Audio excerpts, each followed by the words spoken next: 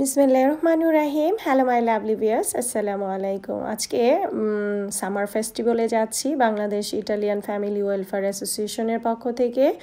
তো এখানে দেখতে পাচ্ছেন সবাই উপস্থিত আছেন, আমাদের গণ্যমান্য অনেক মানে আমার কাকা হয়, তো সবাই এখানে উপস্থিত আছেন। তো এখানে আলিফের আব্বুও আছে, তো সবাই মিলেই এই অনুষ্ঠানটাতে সহযোগিতা করেছে। তো এখানে টাওয়ার হ্যামলেটসের এমপি রওশনার আলী, তার সাথে আমার পিকচার তুলেছি।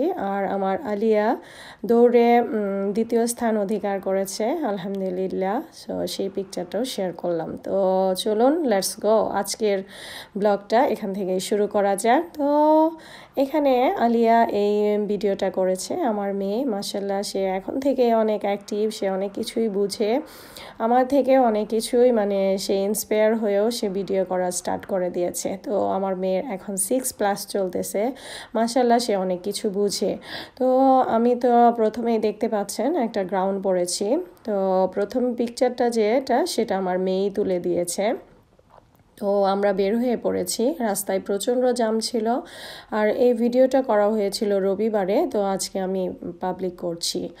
তো আমার হাজব্যান্ড আমাদেরকে বসিয়ে রেখে তারপরে সে তার কাজে ব্যস্ত হয়ে গেছে। এখানে রোস্ট ছিল, গরু মাংস ছিল, আর ডাল ছিল, বুটের ডাল, আর সালাদ দিয়েছিল, আর ড্রিঙ্কস ছিল।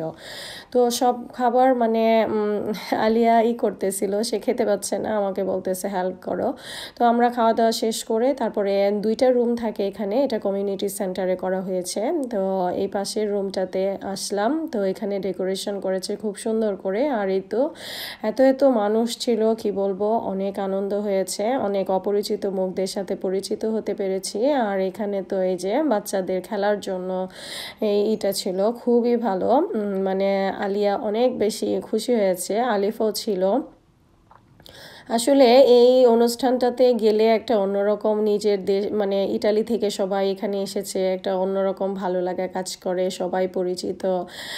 আর এখানে অপরিচিত আসলেও পরিচিত হয়ে যায়, খেলাধুলা থাকে, চিত্রাঙ্কন থাকে, দৌড় প্রতিযোগিতা থাকে, পুরস্কারও থাকে, অনেক কিছু। এখানে আলিয়া আর্ট করতেছে, এই প্রথম আলিয়া আর্টে অংশগ্রহণ করেছে। যাই পারুক সে করুক, তাও তো তার একটা অভিজ্ঞতা হচ্ছে। এইখানে আমার ননদ যে দৌড় দিতেছে। তো এটা মানে দৌড় প্রতিযোগিতা ভাগে ভাগে ছিল, এখানে সব আঙ্কেলরা সবাই দৌড় দিয়েছে। তো এই আর কি, আমাদেরও মানে দৌড় প্রতিযোগিতা হয়নি, আমাদের অন্য বালিশ হয়েছে। আর এখানে বাচ্চাদেরকে এমনিতে মানে দেওয়া হচ্ছে গিফট। আর এখানে সাংস্কৃতিক অনুষ্ঠানে দিদি খুব সুন্দর গান গেয়েছে।